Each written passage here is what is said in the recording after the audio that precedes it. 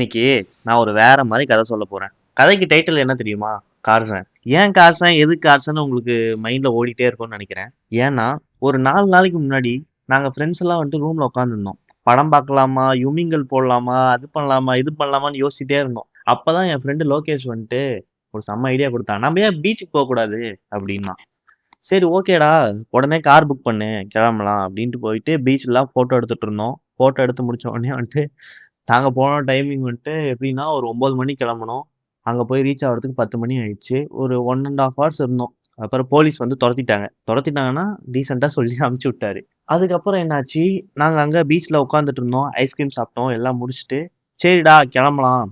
நாளைக்கு ஆஃபீஸ் வேற போணும்." அப்படின்னு நான் சொல்லிட்டு இருந்தேன். கார் புக் பண்ணேன். வரல. கேன்சல் ஆயிடுச்சு. அப்ப 2வது கார் புக் பண்ணேன். இது வடக்கு ஸ்டைல்ல ஒருத்தர் வந்துட்டு ஃபோட்டோல இருந்தாரு. சரி நான் யாரோ ஹிந்திக்காரரு அப்படின்னு நெனச்சு வந்துட்டு விட்டேன். சரி வந்த உடனே வந்துட்டு ஃபோன் எடுத்து பேசினாரு. பேசினப்பயும் வந்துட்டு ஹிந்திக்காரர் மாரி தான் பேசினாரு. சரி ஓகே. ஏதோ ஹிந்திக்காரர் போல அப்படின்னு வந்துட்டு கார்ல ஏறி உட்கார்ந்தோம். பார்த்தா மல்லு பாய்ங்க. அவர்ட்ட வந்துட்டு சும்மா பேச்சு வாக்குல பேசிட்டு இருந்தேன். பேசிட்டு இருக்கும்போது சொல்றாரு, இந்த மாரி வந்துட்டு நல்லா நார்மலா பேசிட்டு இருந்தாரு. இந்த மாரி எனக்கு கடன்லாம் இருக்கு தம்பி. அதனால தான் கார் ஓட்டுறேன். காருக்கு என்னண்ணா உங்க காரா? அப்படின்னு கேட்டேன். இல்ல, இல்ல ரூ. 1300 வாடகை. எங்கண்ணா ரூம்லாம் எங்கண்ணா இருக்கீங்க? எங்க தங்கியிருக்கீங்க? அப்படின்னு கேட்டுருக்கும்போது சொல்றாரு. பயங்கர ஷாக்கு எனக்கு. என்னான்னு பார்த்தா, இதான் தம்பி என் வீடு அப்படின்றாரு. என்னண்ணா சொல்றீங்க? அப்படின்னேன். இது ரொம்ப யூனிக்கா இருந்தது. அதனால தான் வந்துட்டு இந்த கதைக்கு பேரு நான் டார்சன்னே வச்சேன். டார்சன் எப்படி காட்டுல வாழ்றான்? அந்த மாரி கார்சன் இவரு. கார்ல வாழ்றாரு. எப்படின்னா, "எப்புட்ண்ணா இருக்கீங்க? கொஞ்சம் எக்ஸ்ப்ளைன் பண்ணுங்கண்ணா" அப்படின்னேன். காலையில வந்துட்டு எந்திரிக்கிற டைம் தான். நான் எந்திரிச்ச உடனே ஓட்ட ஆரம்பிச்சுருவேன். ஓட்டுன அப்புறம் வந்துட்டு எப்ப டயர்ட் ஆகுதோ ஒரு 2 மணிக்கு அந்த மாரி ஆர்டர்லாம் கம்மியா வந்துரும். அதாவது ரைடுலாம் கம்மியா வரும் அப்படின்ற மாரி சொன்னாரு.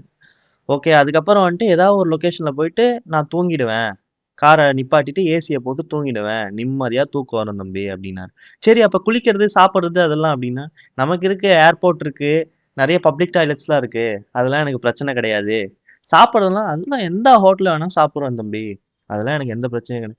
ஏன்னா இந்த மாரி அப்டின்னு கேட்டா, இதுல என்ன இருக்கு? இது நல்லா தானே இருக்கு. யூனிக்கா இருக்கு. எனக்கு ரொம்ப புடிச்சிருக்கு.